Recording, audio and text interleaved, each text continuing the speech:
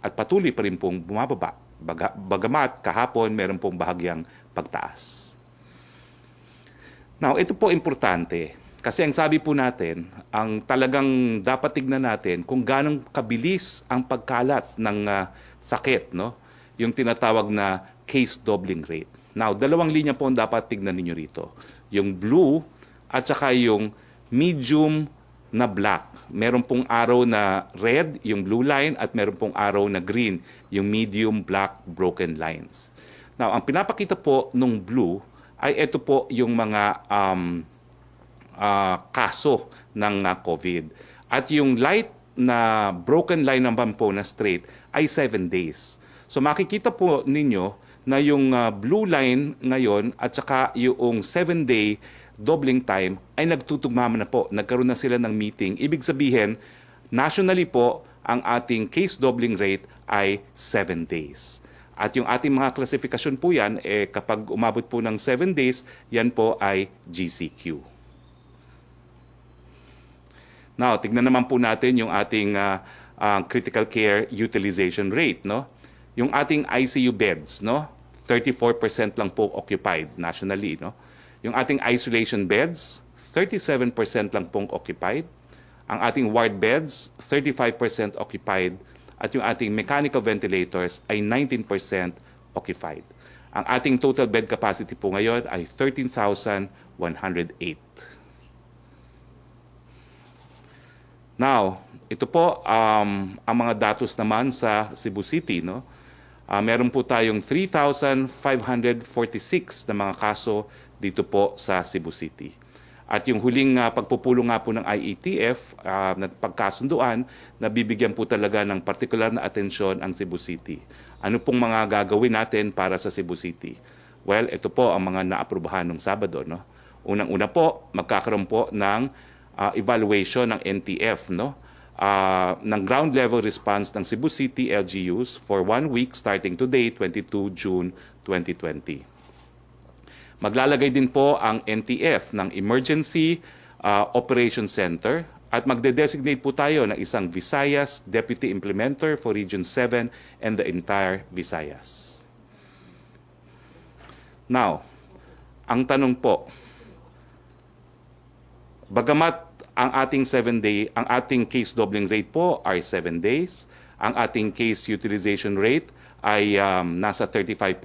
Yung critical care utilization rate natin ay nasa 35%. At nakikita naman natin na yung mortality natin ay bumababa. Pero ang totoo po, syempre yung suma total ng mga nagkakasakit ay tumataas.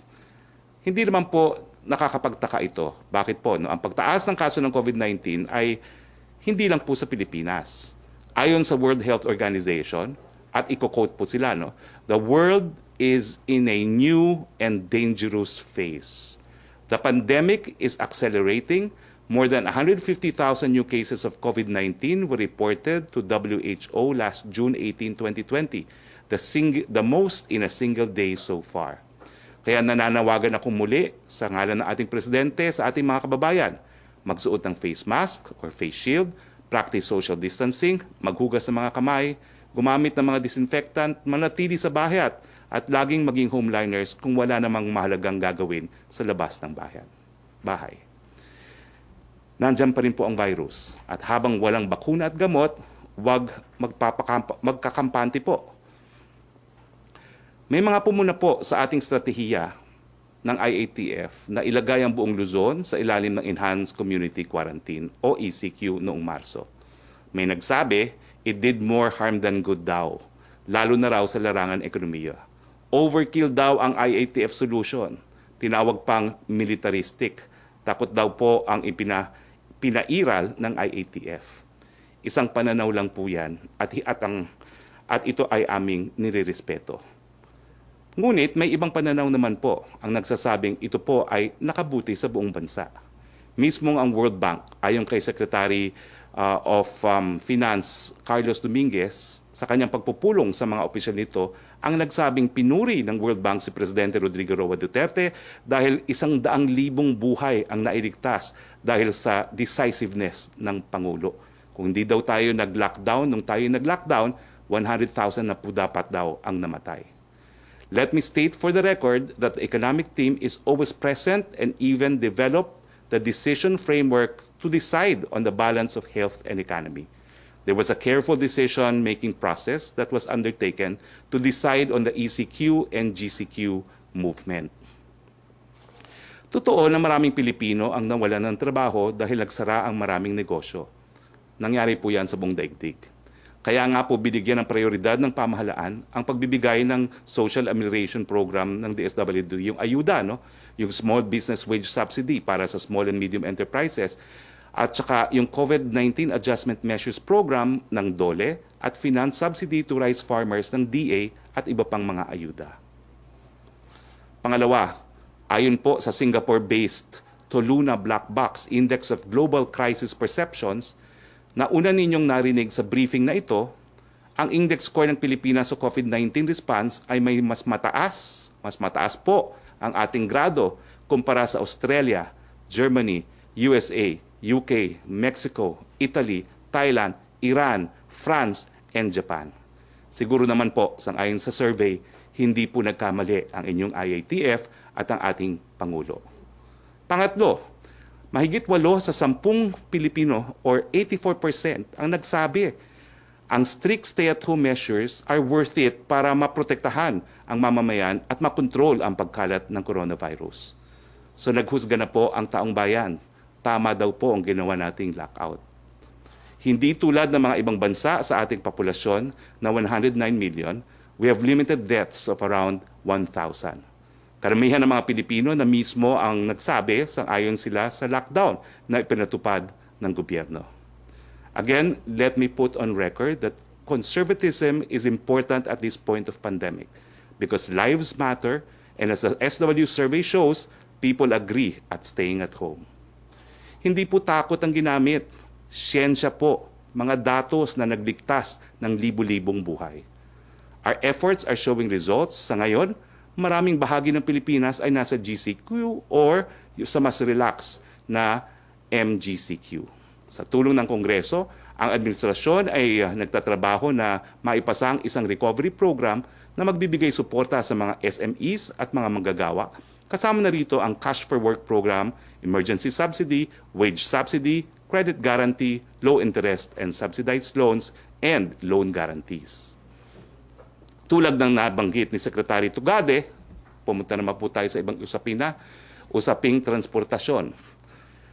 Gaya ng sinabi po ni Secretary Tugade, noong siya ay naging resource person natin dito sa ating press briefing, ngayong June 22 po, ngayong June 22, ipatutupad na po ang second phase ng Public Transportation Operation Services on the road sector. Kung inyong matatandaan, may sinusunod po tayong hierarchy of public transport modes, trains, buses, modern PUVs, UV Express, at traditional jeepneys. Pinayagan na po ng LTFRB na mag-operate simula ngayong araw ang 308 modern public utility jeepney units sa mga sumusunod na ruta na makikita niyo ngayon po sa ating infographics. Napakadami po, kaya pakitignan na lang. Now, madadagdagan pa po ito ng 19 na ruta sa Miyerkules at Biyernes. Samantala, inaasahan na balik operasyon na po ang UV Express ngayon buwan ayon sa DOTR. Hindi nga lang po ngayong araw na ito. Sa ngayon, meron na tayong 30 out of 31 new city bus routes at inaasahang malapit nang mabuksan ang rutang Cubao-Doroteo Jose. Ang hierarchy of public transport will be observed. Una natin gagamitin ang mga modern PUVs, pagkatapos ang UV Express, pagkatapos ang traditional jeepney. Hihintayin ang full deployment ng modern PUVs bago ang UV Express. Once fully deployed at kulang pa rin ang supply, we will consider deploying traditional jeepneys. Pumunta naman po tayo sa napakainit na issue ng backriding. Uulitin ko pong sinabi ko noong Sabado. Pinag-aaralan ng IATF na payagan ng backriding ng private motorcycles subject to health and safety protocols. Kaya po walang angkas or iba pang taxi service, kasi wala po silang prangkisa, kinakailangan muna sila kumuha ng prangkisa sa Kongreso at natapos na po yung testing period o pilot study. Hindi na po pwede ang kinagawian. Tayo po ay patungo sa new normal. Makikita ninyo po sa infographic ang mga sample prototype. Yang unang prototype po yan. Yan po ay design ni Bohol Governor Arthur Yap. Let us call it the Arthur Yap Shield. Ang next po ay, wala na pala, hindi nyo na pinakita yung iba. Sayang, akala ko papakita nyo lahat, no? Hindi po kasali rito yung mga motorcycle taxis, gaya na aking sinabi, sa kadahilanan na na-expire na po ang pilot study noong Abril. Isunumite naman po ng DOTR ang kanilang rekomendasyon sa mababang kapulungan, hintayin na lang po natin ang magiging desisyon ng ating mga mambabatas. Tungkol naman po sa operasyon ng mga provincial buses, masusi pa pong pinag-aaralan ng LTFRB at ng IATF alinsunod sa guidelines na inilabas ng IATF COVID Shield. Kasama sa pinag-aaralan ay kung paano maipatutupad ang social distancing at contact tracing, pati na rin ang koordinasyon sa LGUs kung sakaling balik operasyon na ang mga provincial buses. Sa ngayon po, wala pang provincial buses.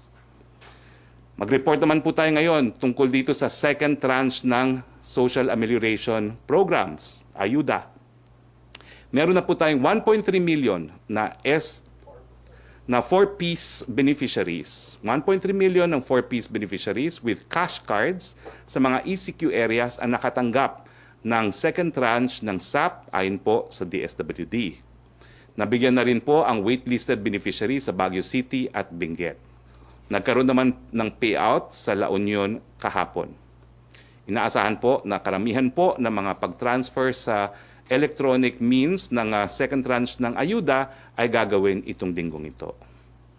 Dito po nagtatapos ang ating presentasyon at pumunta na po tayo sa mga tanong ng ating mga kasama dito sa Malacañang Press Corps. Unahin naman po natin si Joyce Balancio ng ABS-CBN. Yes, good afternoon, Secretary. Follow-up lang po dun sa sinabi po ninyo na yung case doubling rate natin ngayon, nationwide nasa 7 days from, I believe before nabanggit nyo, 10 days lang po yun. And yung care utilization rate natin nasa 35%. Given these numbers, do we expect na mas luluwag pa po yung community quarantine natin after June 30, especially when you also said before, ang NCR nasa borderline tayo ng MGCQ. Bigger chances na ba na makagraduate na tayo sa MGCQ after June 30? Hindi ko pa po alam kasi hindi pa tapos ang datos, no? At marami pa naman pong aaraw ang lilipas pa, no, bago matapos ang buwan nito. Pero ang tinitingnan po talaga natin yung case doubling rate. Dapat yan 7 para po maging GCQ at least, no? At tinitingnan din natin yung critical care capacity, no?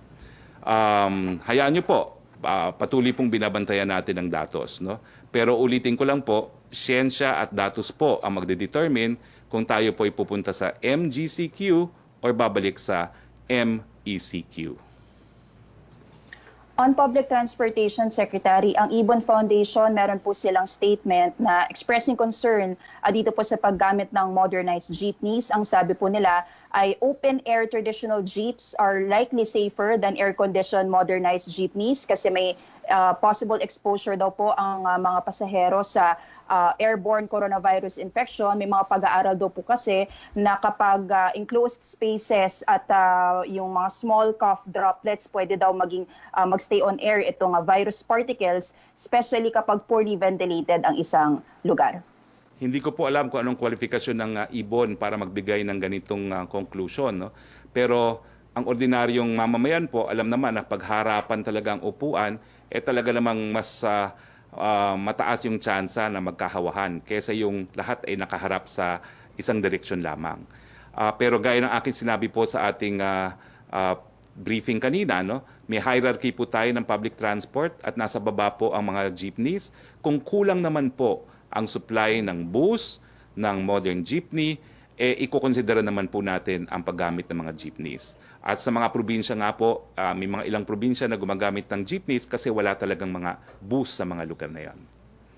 Kumbaga napag-aralan naman po na maigi na safe naman pong gamitin ng ating mga commuter itong modernized jeepneys despite yung mga ganitong napupunan ng ibang grupo. Opo, kasi nakaupo lang sila sa isang direksyon, no? Lahat nakaharap lamang at merong social distancing para rin po yung bus.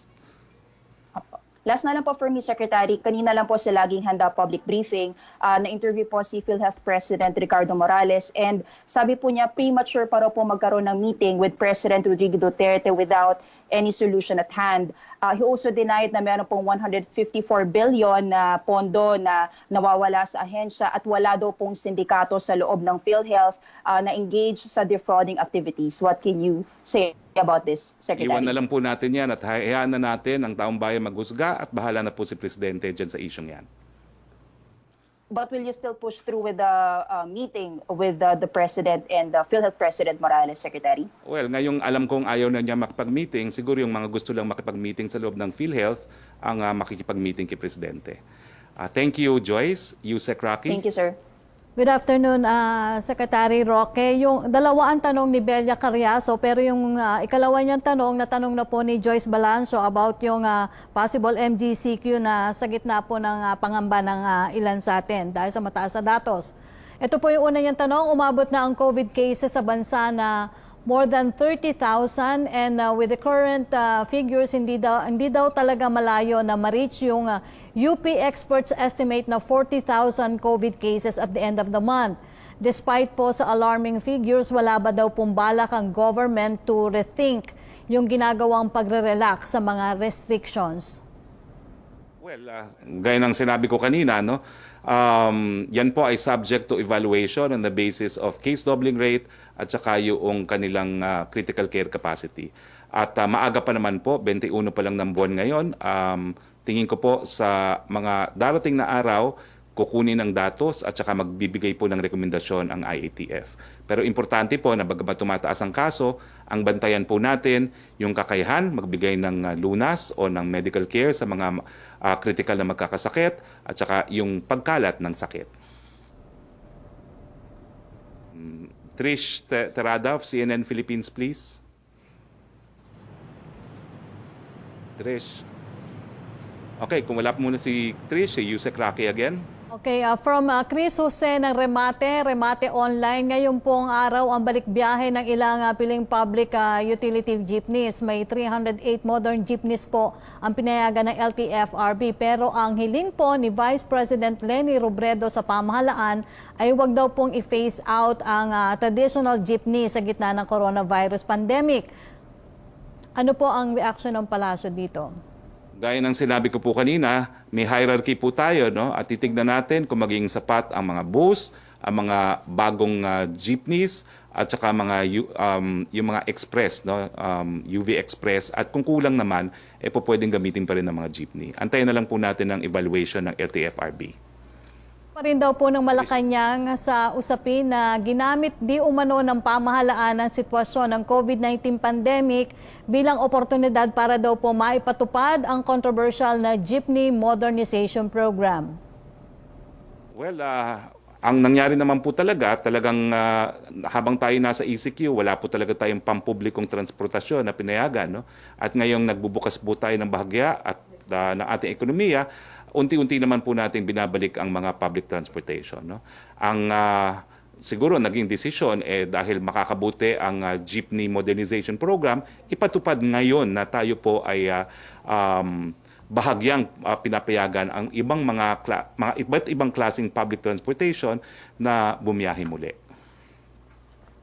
Trish Terada. Good afternoon po. Sir, today po yung ika-100 day na sisimula nung unang inimplementa po yung quarantine measures sa Metro Manila at ika-100 day naman po pagdating ng Wednesday sa Luzon-wide quarantine. So hingi lang po kami ng assessment. Ano po yung tingin ng gobyerno na naging magandang nangyari po? I think nabanggit nyo na po yung kanina sa opening statement nyo. Pero sir, at this point, we would also want to know saan po kaya yung point for improvement pa and bakit daw po hindi pa na-achieve natin yung goal na completely ma-flatten yung curve? Doon sa una mong tanong, sang-ayon nga doon sa obserbasyon ng mga taga World Bank kay Secretary Dominguez, we probably saved 99,000 lives dahil mahigit kumulang 1,000 pa lang ang namamatay dito sa ating bayan. Ikumpara nyo po yan sa Estados Unidos, sa Spain, sa Italy, talagang makikita nyo naman po na napakadaming buhay ang nasalba dahil sa ating ECQ. No? Pangalawang tanong mo ay, Trish, ano yung pangalawang tanong mo?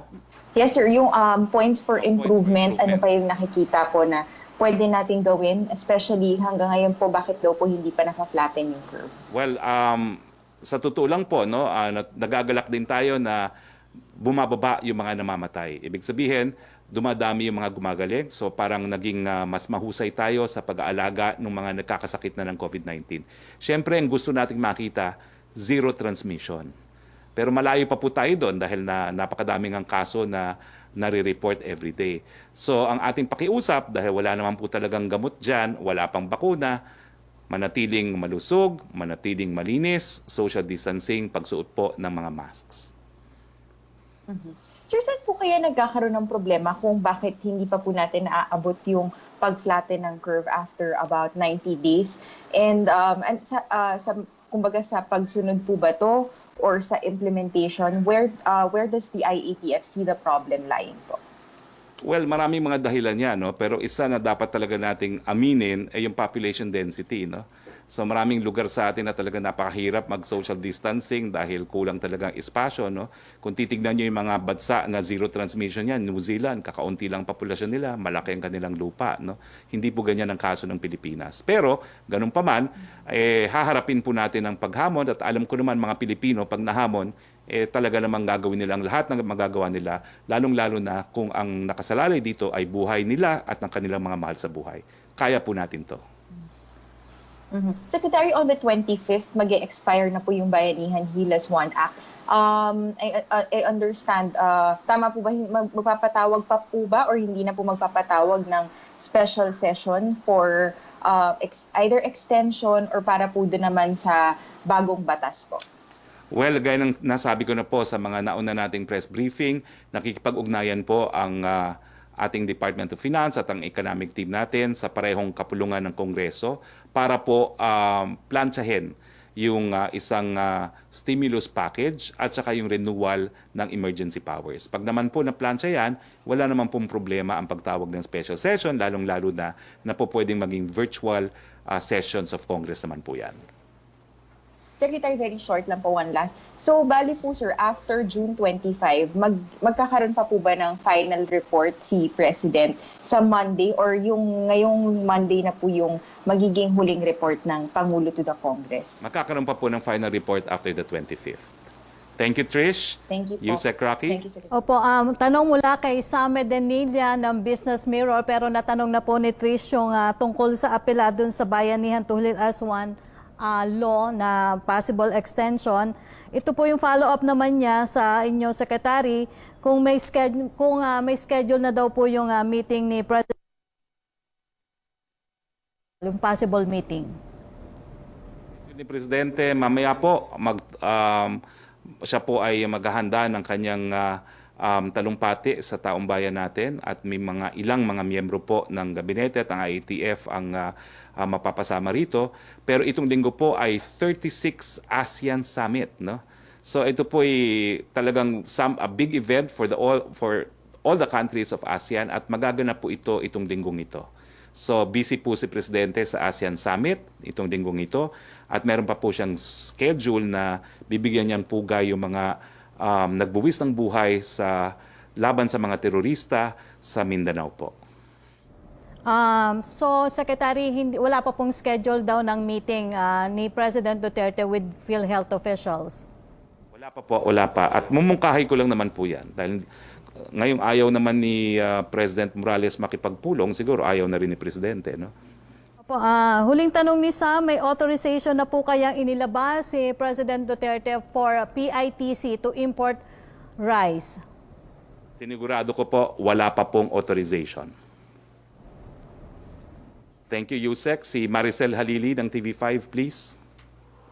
Hi sir, magandang hapon po. Sir, about po dun sa Balik Probinsya and Hatid Tulong program. So far sir, do you see any lapses on the part of the government agencies implementing these programs considering na yung mga local officials po sa Eastern Visayas expressed concern because of yung mga cases ng COVID dun sa area nila na allegedly nanggaling daw po doon sa mga programa na yon.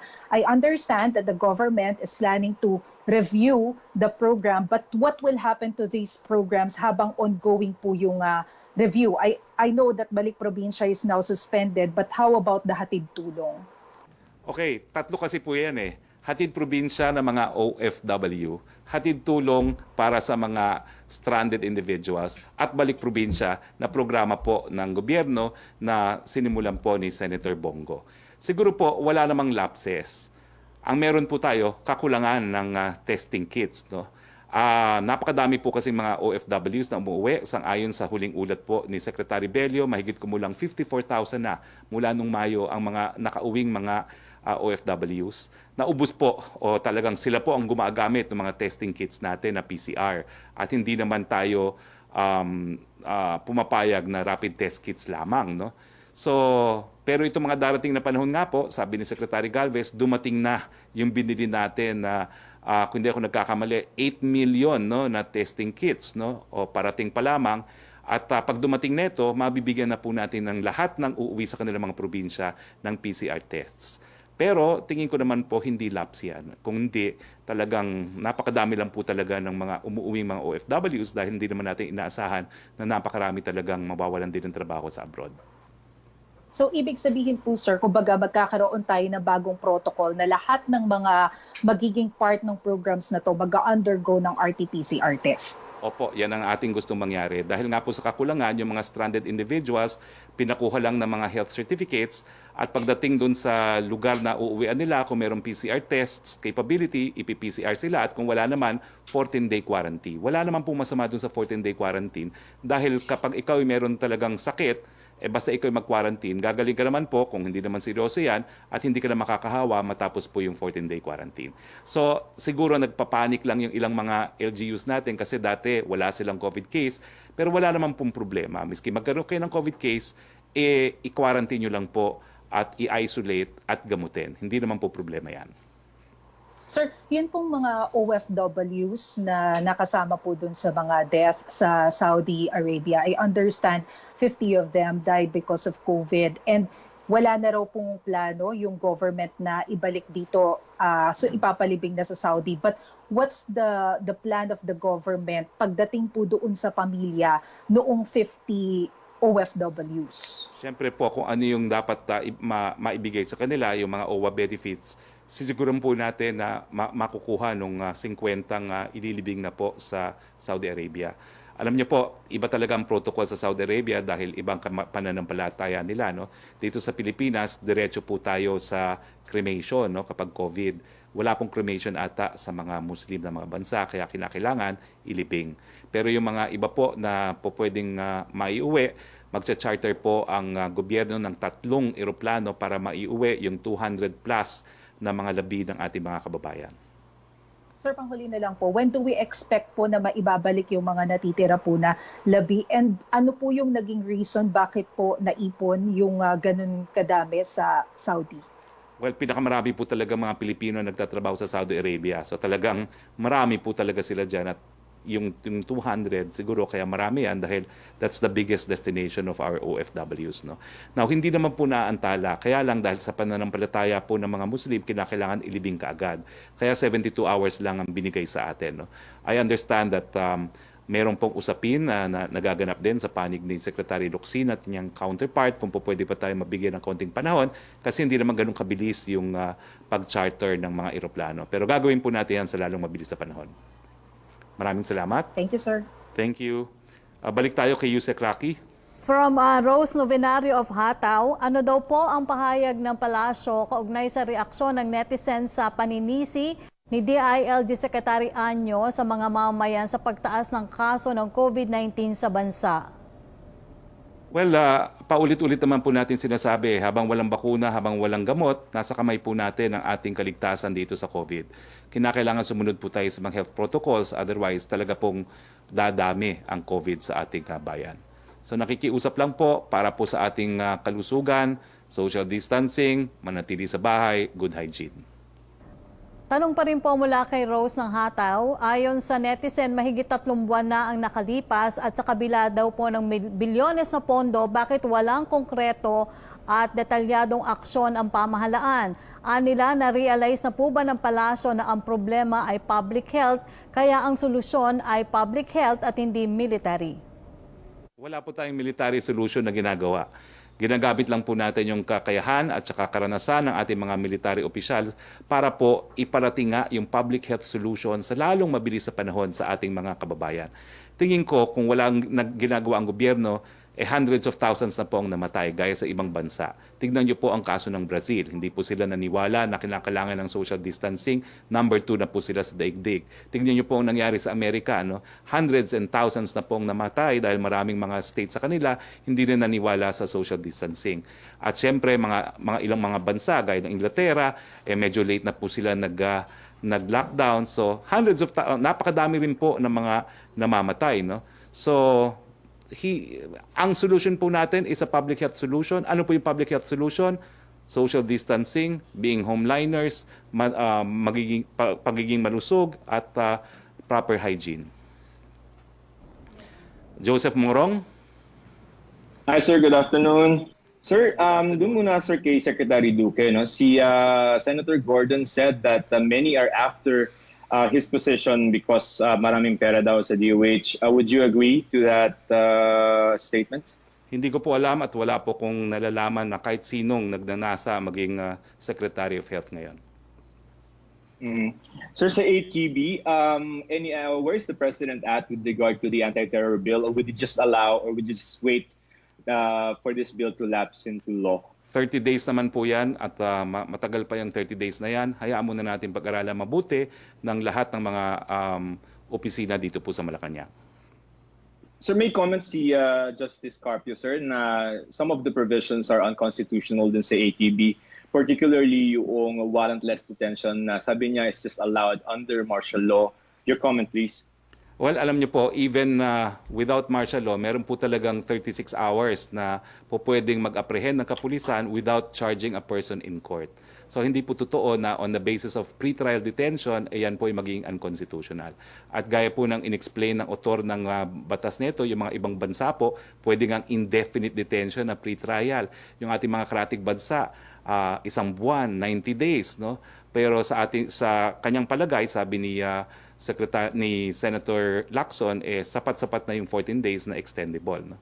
So sa akin po, wala naman pong batas na nagbabawal sa pre-detention. Kasi ang pre-detention po talaga, yan ay para wag maka-eskapo ang posibleng terorista. So hindi po yan sa tingin ko paglabag doon sa constitutional provision na tanging uwis pa lang ang pwedeng mag-issue ng warrant of arrest dahil hindi naman po binago yung rule na yan. After pre-trial detention, kinakailangan po sampahan ng kaso at tanging hukuman pa rin ang pwedeng mag-issue ng warrant of arrest. Sir, dun po sa mga loans natin, is it correct na we have racked up 919.4 billion in loans to respond to the COVID pandemic? And if we have that kind of figure, how do we expect to pay this? Hindi ko po sigurado kung ano yung figure na eksakto. Siguro bukas po sasabihin ko sa inyo. No? Pero ang i-explain ko lang po, marami po talaga tayong pinirmahan na mga utang dahil sinimantala po ng Secretary Dominguez na maganda ang ating credit rating kasi pag maganda ang credit rating mo, hindi lang mas marami magpapautang, kundi mas mababa ang interest rate.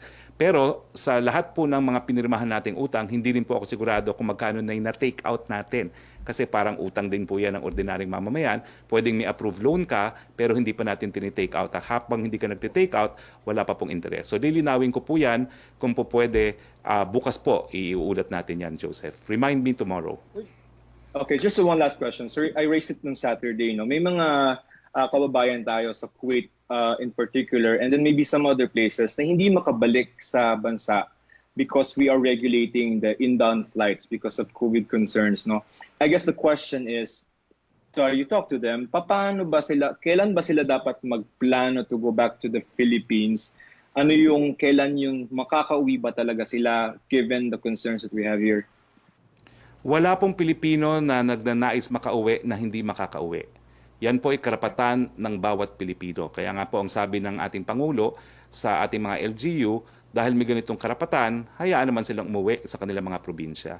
May problema lang po sa maraming mga bansa dahil hanggang ngayon po, complete lockdown pa rin sila.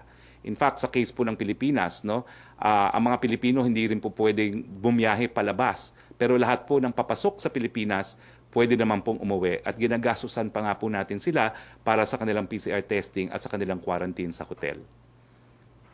Mhm. Thank So, you, Joe. Oo. Yung regulation, paano yan? Kailan tayo magre-relax to allow more flights to come in? I guess that's the question. Sinisimulan na pong pag-usapan yan sa IATF kasi may mga request na coming from embassies na payagan yung mga foreign employees ng mga flagship projects, no? So pinag-aaralan na po yan, linabas na yan ni Secretary Maynard ng DOJ nung Biyernes dahil may isang embahadang nag-request na at magkakaroon po ng pag-uulat. Ngayong araw na ito ang Bureau of Customs at saka ang DOJ kung ilan yung posibleng mga visa holders na foreigners na related sa mga flagship projects, yung mga work-related visas at saka yung mga permanent residents kaya po ng retirees at saka special investors. So mamaya pong hapon sa pagpapatuloy ng meeting ng IATF, magpipresenta po sila ng datos at para magkaroon po ng desisyon kung bubuksan pa nga natin ang ating bayan sa mga dayuhan. Alright, sir, Thank you, for that. Joseph. Yusek Secretary, tanong ni Francis Wakefield ng Daily Tribune. Yung una niyang tanong ay nasagot niyo na po tungkol sa schedule ng Pangulo this week. Ang second niyang tanong, follow-up po dun sa pampublikong sasakyan. Kailan daw po papayagan makabiyahe ang mga jeepneys? Tanong daw po yan ng mga commuters. Well, gaya ng sinabi ko po, sila yung nasa baba ng hierarchy. Kinakailangan muna nating masiguro na hindi sapat ang mga bus, ang mga modern jeepneys at ang mga ano ba tawag doon? Mga UV Express. At kapag hindi naman po sapat yan, kasama na dyan ang mga taxi at saka yung mga TNVS, baka po pwede naman silang payagan. Dahil syempre po, ang basihan ng desisyon ng ating gobyerno ay yung mananakay kung meron talaga silang masasakyan. Tanong po ni Arian Meres ng ABS-CBN, has the President seen the anti-terror bill? What is his comment and when will he sign it? Hindi ko po alam kung talagang nabasa na niya na buong buo, no? Kasi inaantay po natin yung mga inputs, no? Ang alam ko po, nagsubmit na ng inputs ang DOJ. Mamaya po siguro tatanungin ko si Deputy Executive Secretary for Legal Affairs, no? Kung naisumitin na rin niya yung kanyang memorandum. Si Secretary Sal Panelo nakapag-submit na po ng kanyang memorandum, no? So, tingin ko po, by now, by this week, maipipresenta na ang bill itself at ang mga rekomendasyon ng ibang ahensya kay Presidente. Ang second pong tanong ni Arian, have you talked to General Morales? Hindi po. Well, dati po. In fact, just for the information of the public, nung bago po siya, binigyan pa namin siya ng briefing. Ginawa pa po namin yan sa isang sports club sa Makati. At matapos po yung meeting na yon, marami pong pagtatawag dahil binigay namin sa kanya yung datos sa tingin namin kung ano yung mga dapat reviewin. Tapos po yung kinailangan na ng dokumento ng para dun sa dialysis scam na pumayag na po si Prosecutor General na tayo na mag-draft ng complaint affidavit, kinuusap po rin sila. At yun po yung sinabi niya na hindi po pwedeng ibigay dahil sa internet privacy. No? Pero sa ngayon po, ang huling pag-uusap po namin ay yung tungkol doon sa increased premiums po ng mga OFWs. Kung saan napagkasunduan po, nasang-ayon din po ang sa instruction ng Presidente gawing voluntaryo yung pagbabayad. Pero lately po, hindi. Last question po ni Arian, has the IATF approved the guidelines set by the Philippine Sports Commission for golf clubs? Well, ang inaantay po natin ay yung guidelines para sa kabubuan po ng mga golf clubs. No? Ang pinapayagan pa lang ay ang golf. Tapos kung kayo ay nasa MGCQ, bahagya yung restaurant up to 30%, no? At yung ilang mga non-contact sports na nasusunod sa sports club po pwede na. Pero yung kabuuang pulisiya, wala pa po. Okay, kay Melo Acuña naman tayo. Magandang araw po, Secretary. Magandang araw. Yes po. Hope you had a wonderful Father's Day. I had. Inyo po bang i-require dun sa mga makabagong jeep na gumamit ng high-efficiency particulate arrestance filters? Ito po yung nag-aalis ng mga virus at bacteria na ginagamit sa eroplano. Yaman din lamang at ito ang ginagamit ngayon ng ating land transport. Ano pong tawag doon? HEPA filters. Ito po yung high-efficiency particulate arrestance filters. Well, kung meron po sanang pondo, napakaganda niyan, no? Pero hindi ko po alam kung isa na yan sa mga nakonsidera. Basta ang importante po, social distancing, yung paglalagay ng mga plastic to ensure social distancing, yung pagkuha ng temperature, at yung pag-accomplish po ng personal information para po for contact tracing, no? Contact tracing. Yeah. So, Opo. hindi ko po alam kung gagamitin talaga sa mga jeepney, ano? At saka sa mga modern jeepney at saka sa mga bus. Pero kung may pondo, bakit hindi, no? Pero tatanungin ko po ang DOTR. Opo, salamat po. Sa pagkakaroon po ng physical distancing sa mga tren at pagkakaroon ng bus to augment the services of our trains, hindi po kaya apektado yung viability ng operasyon ng tren? Hindi po kaya malugi ang pamahalaan sa pagpapatakbo ng mga ito? Wala po tayong choice. Malugit hindi. Kung walang sasakyan, kinakailangan i-operate, pero hindi naman po pwedeng i-operate sa isang pamamaraan na ikamamatay ng taong bayan. Again, we have Opo. chosen health over finance, no, or economics. Opo. Salamat po. Isang tanong na lang. May agenda na po ba si Pangulong Duterte para sa ASEAN sa Biyernes? Madami pong pag-uusapan. In fact, madaming pagpupulong, and nandun po ako. Hindi ko alam kung natutuwa ako o hindi. Pero babasahin ko lang po sa inyo ang ilan sa mga schedule sa Friday. Meron pong opening ceremony ng 36th ASEAN Summit. Meron pong ASEAN Leaders Special Session on Women's Empowerment. Merong ASEAN Leaders Interface with representatives of ASEAN Interparliamentary Assembly. Merong ASEAN Leaders Interface with representatives of ASEAN Youth. ASEAN Leaders Interface with representatives of ASEAN Business Advisory Council.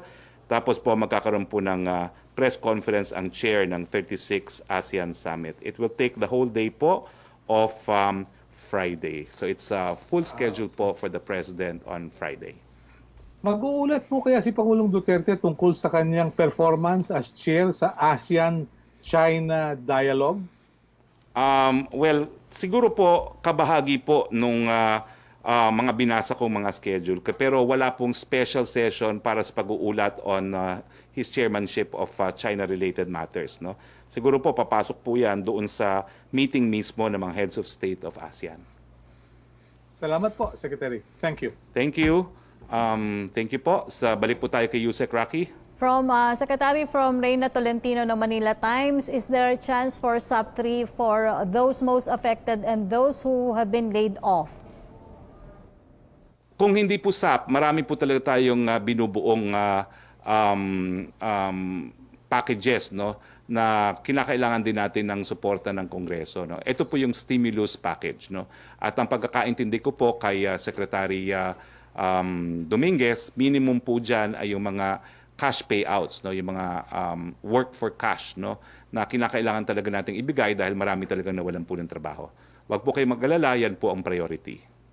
Ang second question niya, Dole has said that more workers will lose their jobs. Ano daw pong assistance can government give to the unemployed? Well, sinabi ko na po yan. Meron po tayong mga existing programs na ng DOLE, yung TUPAD, yung Cash for Work. Meron pa tayong mga COVID-related responses ng DOLE. At dadamihan pa po natin yan mga Cash for Work, yung mga loan guarantees, mga pautang. Ngayon po may mga pautang na ang DTI, ang Department of Agriculture, at ang OWA po. Meron ding livelihood package po ang OWA din para dun sa mga nawalan ng trabaho ng mga OFWs. No? At saka, okay, Next question po. Mula naman kay Joe Montemayor ng Malaya, any comment daw po or reaction on the pronouncement of Senator Gordon that the complaints and criticism against Department of Health Secretary Duque and PhilHealth at this time could mean that someone daw po is or are aspiring for the key positions in these agencies?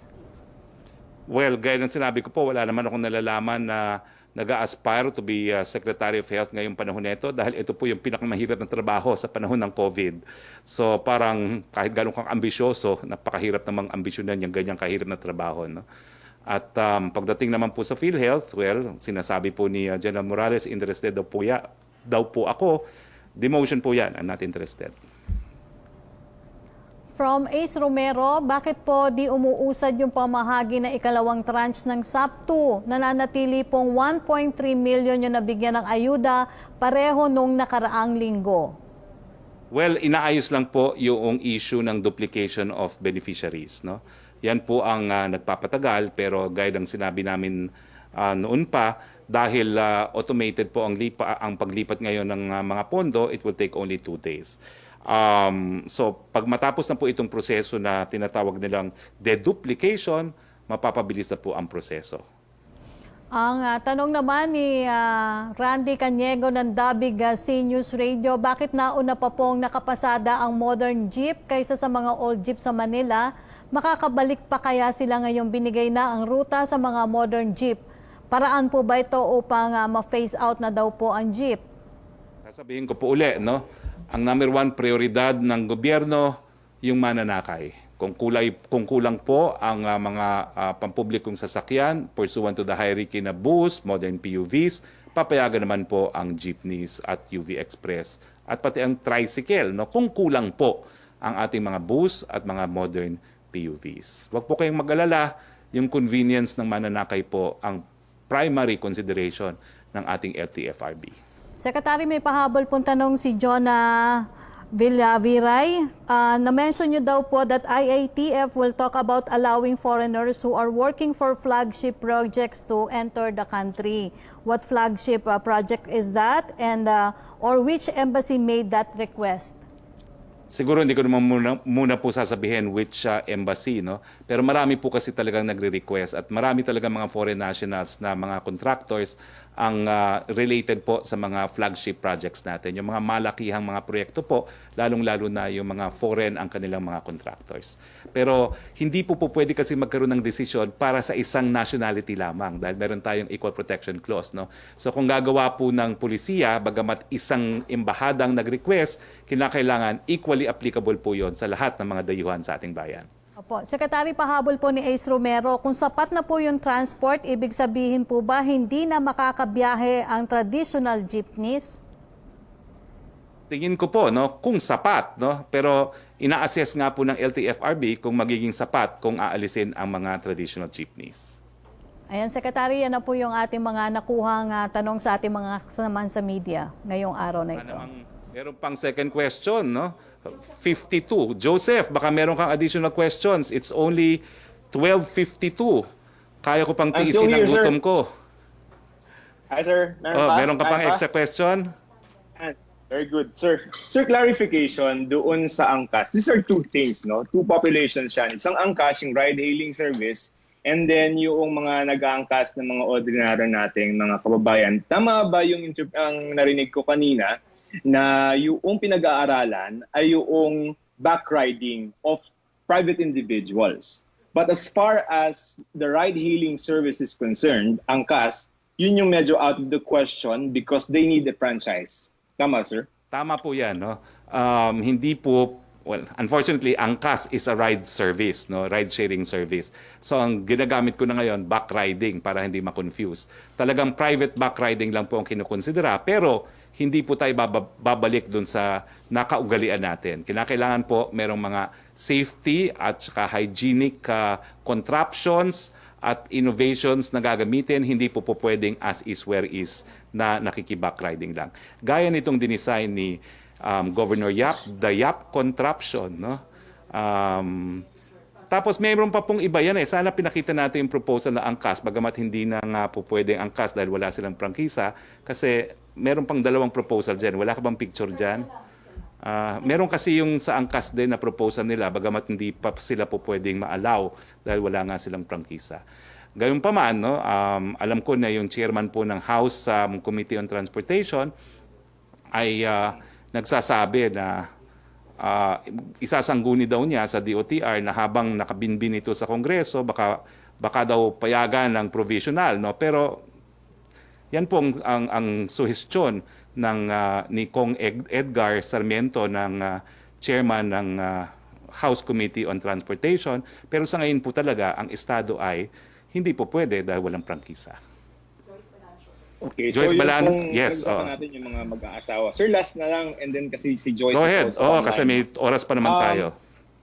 Yes, so yung provincial buses. I speak because Ayun, I'm a provincial. wait. Can we show first, Joseph, ito yung mga backriding contraptions na sinasabi pa natin, no? Ito yung proposal na angkas, bagamat hindi na nga muna sila allowed, no? Pero ito kasi less dangerous kasi yung RTAP sabi nung isang miyembro ng IATF, baka merong drag, alam mo yon, yung parang umaandar ka kontra hangin, no? So safety. So ito mukhang mas practical ito. Ito parang ito yung magugustuhan ni presidente kasi ayaw niyang nakahakap yung mga babae sa angkas riders, no? Meron lang strap na nakasuot doon sa driver at saka merong divider. So parang itong mga ganitong mga bagay-bagay ang dapat gamitin, hindi na po pwede na basta magba-backride lang. Yes, sir, bibilhin o pwedeng yung mga tao na lang yung gumawa? Tignan po natin, wala pang ang disenyo na pag-aagrihan, kaya nga po ang technical working group ng IATF ay magkakaroon muna ng final guidelines bago po ma-implement yung backriding.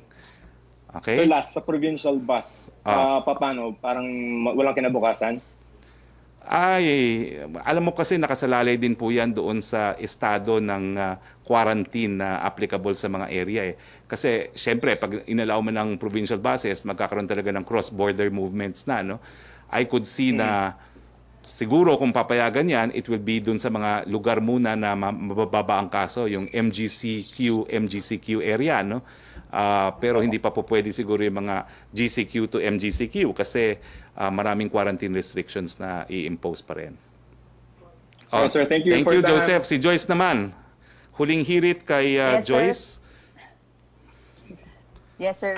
Pahabol lang din po. Opo, any updates, sir, dun sa fund source for transistor radios? Kasi last week nabanggit nga po ni Pangulong Duterte na at the end of last week ay maghahanap siya ng fund source for this. Well, wala pa po akong bagong developments pero hindi po problema yan dahil allowed naman po talaga ang realignment of funds within the executive branch of government. Okay?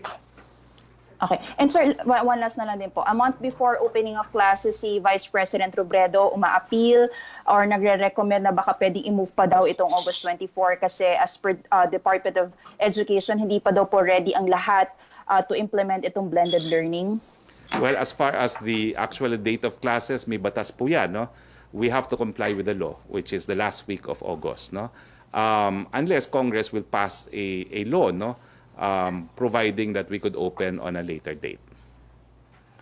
Okay, Yes, last sir. question Thank you Thank you, Joyce. Si last question from Yusek Roque. Secretary, from Vance Fernandez ng Police Files DZRJ, may nahuli na naman po nagsasabong sa Cebu in which involved daw po ang pulis na kasama nagsasabong. Sila dapat ang sumusunod sa batas. Sa palagay niyo po, dapat na bang bigyan ng mas mabigat na parusa para hindi maulit ang mga ganitong pangyayari? Alam niyo, kilala ko po si Secretary Anyo. Sibak na naman po yan. Kung yan, pulis na yan ay active duty. Asahan niyo po yan. Asahan niyo po yan na gaya ng sikat ng araw sa umaga, sisibakin po yan ni Secretary Anyo. Okay? So, yung bago po matapos ang briefing, kinukwento ko lang po sa ating mga televiewers na galing po sa Simbahang Katoliko, meron pong patron laban sa pandemya, ka-apelido ko po si San Roque o si Saint Roche, lahat Rock. Lahat po ng mga lugar na kanyang binisita na may pandemya tulad ng Italia at Alemanya, ay himalang napapagaling ang mga tao. Liban po siguro sa pagtutulungan, pagdasal po natin ng ating bansa at ang buong mundo, anuman ang ating relihiyon na malampasan natin ang COVID-19. Iiwan ko sa inyo ang isang panalangin mula sa mga awit 103, purihin mo ang Panginoon o kaluluwa ko, at lahat ng nasa loob ko ay magpupuri sa kanyang banal na pangalan. Sa ngalan po ng inyong Presidente Rodrigo Roa Duterte, ito po ang inyong Spox Hari Roque, nagpapaalala, mag-ingat po tayong lahat sa COVID, wala pang bakuna, keep safe. Magandang hapon po sa inyong lahat. Para po sa mga lugar kung saan pinapatupad ang GCQ o General Community Quarantine, ito po ang mga dapat nating malaman para na maaaring may tilamsik na galing sa bibig o sa mga bagay na hinawakan na ng ibang